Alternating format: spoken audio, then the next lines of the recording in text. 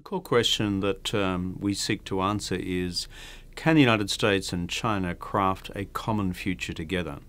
Not one simply based on an adversarial relationship with an inevitable trajectory towards crisis, conflict, or even war, but a common future which sustains prosperity, which sustains stability, and which sustains peace for the future. The conclusion is that if we're realistic about the China-US relationship, there are a series of what we describe as practical differences between these two countries which just won't go away. And if we are being realist about it, we've got to acknowledge that they exist, name the ones that belong to that category, and manage them so that none of them break out and frankly overwhelm and destroy the totality of the relationship. At the same time, the report argues that we need to be constructive about those areas of bilateral, regional and global cooperation where it's in both countries' interests and where there's a sufficient confluence of their values to in fact reach agreement. And finally, the report argues that if you do enough of that constructive stuff, guess what happens over time? You start building up political capital, you start building up diplomatic ballast, you start building up sufficient strategic trust to deal with the first category of realist differences which you can't handle by way of concrete resolution just now.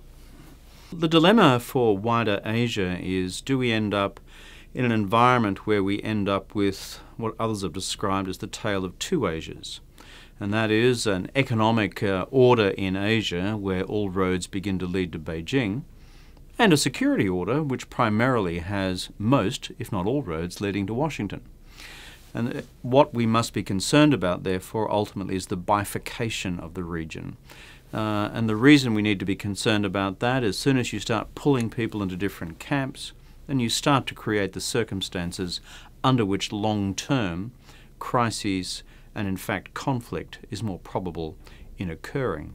The report speaks at some length about the deficiencies in the existing regional economic and political and strategic architecture in East Asia. We don't have a CSCE, we don't have an OSCE, we don't really have any pan-regional institution capable of dealing with the great questions of politics, economics and security.